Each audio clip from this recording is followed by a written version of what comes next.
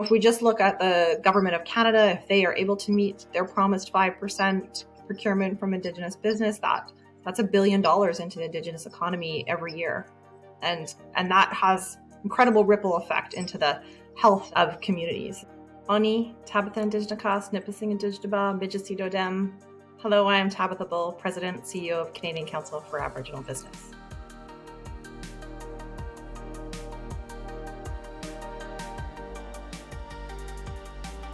Great. Let's get right into it. I want us to speak about the National Indigenous Economic Strategy. Or the NIES. It's a strategy that was launched a few months ago already now. So what I'd like to focus on is a bit of the implementation and where are we at now and what are the next steps, which is obviously always crucial.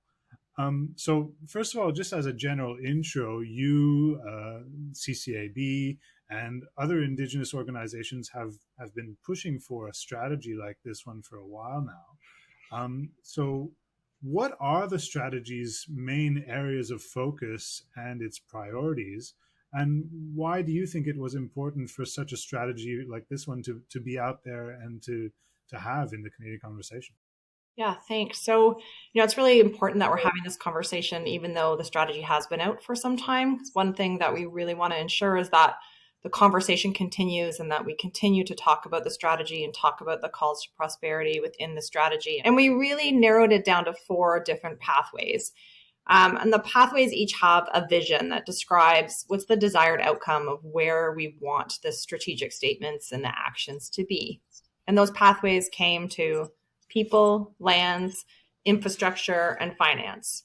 And within each of those pathways, there are these strategic statements. And then under the strategic statements, there are economic calls to prosperity. And that's the work that's going forward, as really encouraging Canadians and government institutions to pick a call to prosperity and move forward on that call and continue to choose calls and then make a commitment towards them.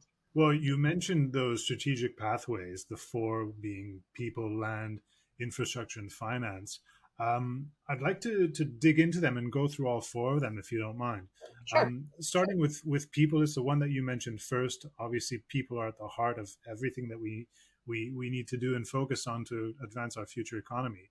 And I want to speak about Indigenous youth in particular, because they are the youngest and the fastest growing demographic of Canadians. So obviously their empowerment and their success is absolutely crucial if we're speaking about Canada's future economy. So what do you see as the current challenges that Indigenous populations, and especially their youth, face now that hinder their access to full participation in the economy and their economic success? And what do you think are the kinds of actions that are needed, and from who, to really empower those individuals to play as full an economic role as they can and succeed in the economic future of Canada? Yeah, it's a good question. I think when we think really about what is needed, when we look forward to workplace, so both an inclusive workplace and ensuring that we look across organizations and institutions, academic institutions, to ensure that we're not just increasing the numbers of Indigenous employees, but that Indigenous employees feel included. But I think we have to be doing that in K to grade 8. It's much too late when you get to post-secondary to talk to a student about becoming an engineer or becoming a doctor, or about what it means to be in a banking institution, or what it means to be an entrepreneur.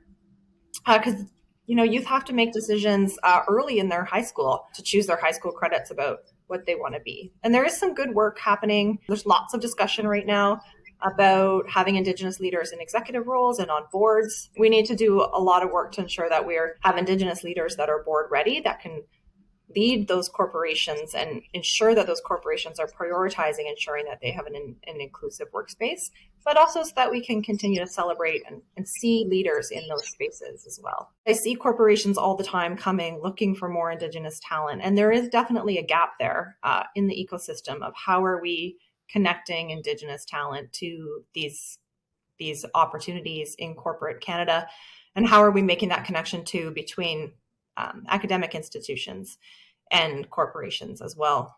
If you look at the NIES, the National Indigenous Economic Strategy, there are three principles basically that guide the land aspect of the strategy, which are sovereignty, Mhm. management, and stewardship. And it sort of indicates a holistic rethinking of Indigenous land rights. So, firstly, I wanted to ask how you describe the importance, both for the Indigenous economy as a whole, but Indigenous people as individuals as well, of having control over their land, and what kind of economic opportunities you see stemming from this reorientation. I think there's a few that really stick out to me with respect to the land vision. And one is definitely as we look towards the implementation of UNDRIP across Canada. And UNDRIP, as we move forward to implementation, we really need to ensure that we have Indigenous people and Indigenous leaders included in that implementation plan, but we also need to make sure that it moves forward. And part of that is because it really is going to provide economic certainty for investors. So it's really great for Canadian economy in general, not just the Indigenous economy. The other part within the land's pathway is environmental stewardship. And as Indigenous people, we are the stewards of the land and the water here on Turtle Island. And I think there's a benefit there again to both Indigenous people and to the Canadian economy and to corporations and infrastructure and development as we move forward. If we can really tie and use traditional knowledge and respect traditional knowledge when lands are being developed, as a country, we will be better from an environment and climate change perspective. And for us to really listen to that knowledge of people who have been here long before the settlers came, the projects moving forward will be able to ensure that we're moving within international climate change forums and international climate change commitments that have been made. I think some of the benefit that we're going to see and we're going to see become even more important is as corporations are having to report on ESG, environment, sustainable, and government goals. There's lots of conversation about where Indigenous fits within there. But if you're talking about sustainability and reporting on your sustainability platforms, you are going to definitely benefit from having an Indigenous partner on that project who's thinking about that and has been thinking about that and thinking about 7 generations ahead and what the impact is going to be. And I think as we see more and more of that reporting becoming a requirement, investors are very interested in that. Shareholders are very interested in that. So there's definitely that benefit, a business benefit as well, that corporations are starting to understand. Well, let's move over to the next of the fourth pillars, which is infrastructure. What do you see as the most critical infrastructure gaps or needs that Canada's Indigenous communities face today? So the one thing that's really important about this strategy is that it was Indigenous led, that it was written by collectively a group of Indigenous leaders and then reviewed by an additional large group of Indigenous leaders and organizations. And to me and to the colleagues that I was able to share the pen with on this document, that was something that we were really clear about and really clear about the importance of. And that came out a lot in our conversations and definitely came out in the conversation around Indigenous-led institutions. So, partially from a data sovereignty. So how are we ensuring that we own the data about our communities and about infrastructure in our communities and our community needs, that is held within an Indigenous institution. And as we think too about infrastructure in general within communities, so incredibly important for us to be able to ensure that communities, Indigenous youth, Indigenous people just have the basic human rights of everyone else, the basic rights to clean water, the basic rights to food sovereignty. And I would include fast, high-speed internet within there as well. We definitely saw that during the pandemic and the impact that it had on communities, and on widening the gap to not have availability for broadband and high-speed internet. There's a lot of adults, who might have went to academic institutions when they were younger and not felt safe in them or not felt safe in the big city and didn't complete their degree. And if we can really get to that, you can stay home and still complete your degree and still be in the workforce at large. I think that would do a big service for us to ensure that we're meeting the labor force and labor market goals within the strategy. Tabatha, the last of the 4 pillars in the strategy is finance. I want to know how you see Canada's financial and investment systems in terms of how they need to evolve to stimulate Indigenous economic growth, and Mhm. how does procurement and trade tie into the whole strategy and its implementation going forward? I would say this is an area that, although it's something that continues to be the number one barrier for Indigenous businesses, like our members, when we're talking to them, is access to finance.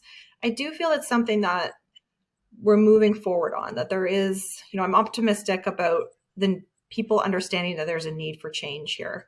The other conversations that we're having right now and that people are really interested in is how do we invest in Indigenous businesses so that they can grow and scale up, but that they are able to continue their Indigenous identity. So, how do we see a business that's Indigenous led, Indigenous owned, but gets investment to be able to scale to the next tier, but still be Indigenous owned and operated? And that's a question that we're continuing to have. We don't want to you don't want to limit an Indigenous business's success, and once they succeed to an investment opportunity, they're no longer considered Indigenous. So we need to ensure that we're keeping those values within those businesses, and I should say business owners want to ensure that they're keeping those values within. So how do we find investment vehicles that will allow for that? And then, of course, procurement. Procurement has been CCAB's priority along with our PAR program for the last 5 years. And that's because we really see that there's an incredible opportunity, both in corporate procurement commitments to Indigenous business and also federal, provincial, municipal governments. The majority of Indigenous business are really focused on their values from an environmental perspective, but also from a giving back to community, the social perspective of ensuring that their organization has some arm in which they're supporting either Indigenous education, Indigenous youth, the environment. And I think bringing those type of businesses into your supply chain helps to also improve your value and your purpose, back to ESG. There's over 60,000 Indigenous businesses in Canada. We're growing 9 times the rate of non-Indigenous business. And part of that, of course, is to go back to the fast growing population of Indigenous youth in this country.